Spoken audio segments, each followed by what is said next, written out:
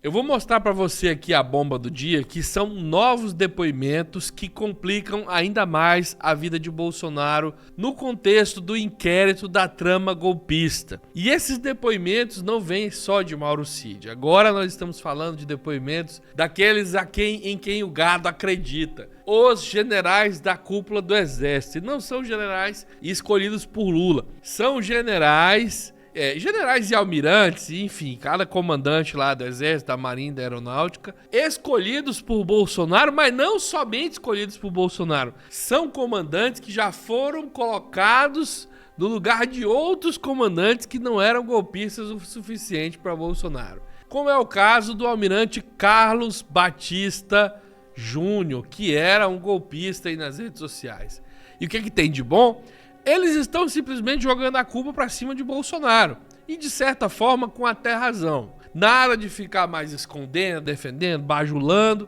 Não sobrou alternativa mais. O negócio agora ou é o Exército ou é o Bolsonaro. Alguém tem que ser culpado. E em sendo o Exército, para conservar o Exército, estão falando, olha, o negócio é o seguinte, o cara que é golpista mesmo. Com o direito, inclusive, a reconhecimento de que existia a minuta golpista. Isso aí, sabe a minuta golpista? Que o Bolsonaro disse que nunca tinha tido conhecimento, até o dia da última manifestação, onde ele cometeu um ato falho reconhecendo ter conhecido, mas dizendo que não conhecia, né? Ele mente, depois desmente, depois mente. Os comandantes de depoimento disseram, não, ele não só conhecia como foi ele que chegou com a minuta, explicou pra gente o roteiro golpista e chamou, vamos dar o golpe comigo. Isso, meu amigo, joga por terra toda a narrativa bolsonarista e coloca em evidência aquela explicação que a gente já tinha dado. Inclusive quando os bolsonaristas ficam, como é que dá golpe sem arma? Não teve arma porque os militares não quiseram. Vocês chegaram lá e propuseram, pressionaram, intimidaram, mas infelizmente a intimidação não funcionou. A intimidação ocorreu inclusive via ruas, via xingamento, ruas com as pessoas, com gado, na porta de quartel, patrocinado pelo bolsonarismo. Então uma máquina, uma quadrilha, como a investigação está apontando, uma verdadeira quadrilha que queria coagir a cúpula do Exército a fornecer as suas armas para que esse golpe acontecesse. Então agora não sou mais eu falando, não é senador de CPI falando, não é o Lula falando, são os comandantes em questão, né? Naquele dia, quais eram os comandantes? Esses comandantes dizendo, Bolsonaro apareceu com a minuta, pediu pra gente dar o golpe, inclusive repetitivamente. Eu vou trazer para você todos os detalhes dessa bomba que cai no colo do Bolsonaro aqui e que para nós é a satisfação porque é a prova do que a gente já vinha falando, né? Mas não antes, é claro, de você deixar o seu like. Deixe seu like, deixe sua inscrição e comente. Se vira com essa batata aí, Bolsonaro. A gente quer ver você esperneando. Bom, os depoimentos que eu vou trazer para você foram o do Freire Gomes, inclusive que foi humilhado nas redes sociais e perseguido, e o do almirante Carlos Batista Júnior. Vamos começar com o Freire Gomes aqui no portal Metrópolis. Em depoimento que durou cerca de 8 horas na última sexta-feira, o ex-comandante do Exército e general da Reserva Marco Antônio Freire Gomes revelou à Polícia Federal que havia duas versões da chamada minuta do golpe. Ele disse que o ex-presidente Bolsonaro e o ex-ministro da Defesa Paulo Sérgio Nogueira, que era comandante, foi tirado para ser chefe dos comandantes, porque era golpista até demais da conta.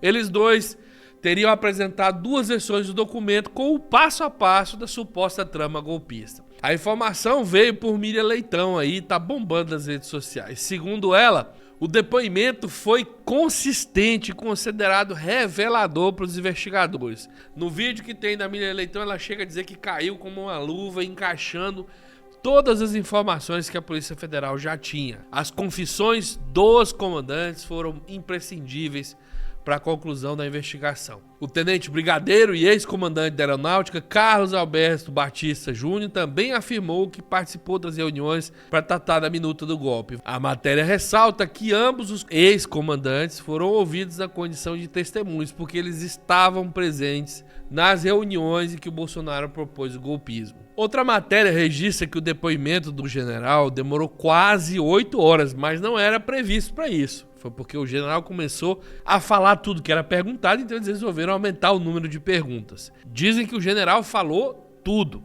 Inclusive, que ele se manifestou contra essas iniciativas golpistas do Bolsonaro, tanto das reuniões com o próprio Bolsonaro, quanto das reuniões reservadas com o Ministério da Defesa. O ex-comandante, que depois como testemunha, e aqui eles estão falando especificamente do Freire Gomes, tá? O ex-comandante, que depois como testemunha, confirmou ainda ter participado da reunião em que Bolsonaro discutiu com os demais comandantes das forças uma minuta de golpe, a tal minuta de golpe, como relatou em delação premiada o próprio ajudante de ordens do presidente, do ex-presidente Bolsonaro, o Mauro Cid. Essa matéria, inclusive, reforça a informação de que o comandante confirmou em depoimento que o Bolsonaro apresentou a minuta de golpe e propôs um roteiro golpista. Para que eles aceitassem, o comandante teria dado até voz de prisão para o Bolsonaro.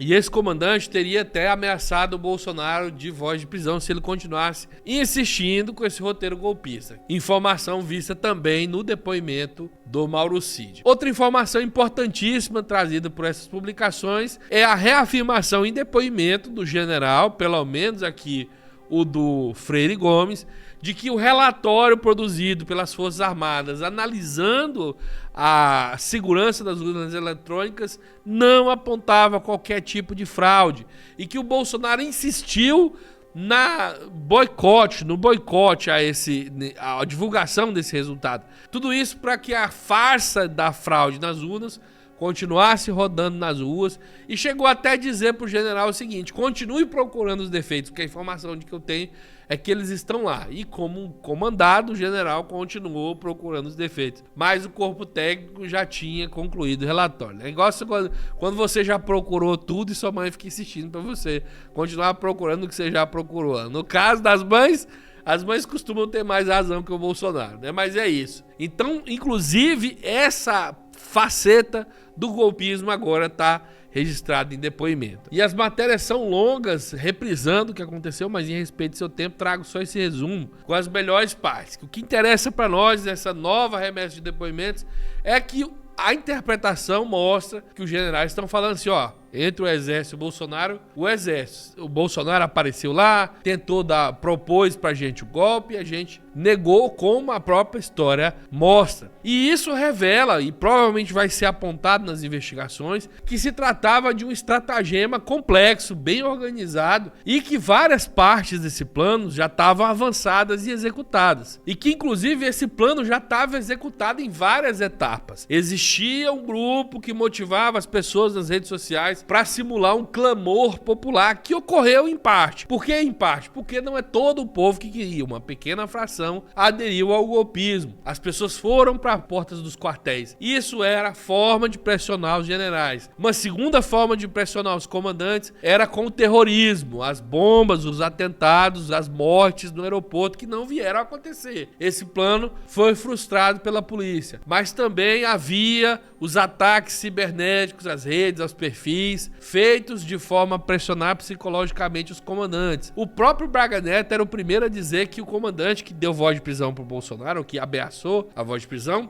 era um cagão, que estava faltando com o seu compromisso, que não estava sendo militar de verdade. Então existia uma pressão psicológica junto a um clamor popular industriado para que o golpe acontecesse. Enquanto isso, o núcleo jurídico preparou todo o argumento falso, toda a máscara de legalidade. Por isso que ele fala, o golpe dentro das 4 linhas da Constituição, eu nunca vi. Não existe golpe dentro das 4 linhas da Constituição, mas a maquiagem para que acontecesse estava lá, assim como aconteceu no passado. Assim, a ideia deles era repetir o que já aconteceu no golpe de 64. Então o que faltou foi o ok dos generais, que não aconteceu naquele momento. Ainda insistindo nessa pressão, Bolsonaro foi para fora para não ser preso e continuou a pressão para que o povo intensificasse as pressões, quebrando, invadindo o Congresso, gerando vídeos e mais desconfiança sobre as urnas. É claro, também tinha o núcleo tecnológico, até esqueci, né? O que industriava um relatório falso de que havia necessidade de desconfiança das urnas. Tudo isso para convencer os generais a dar o golpe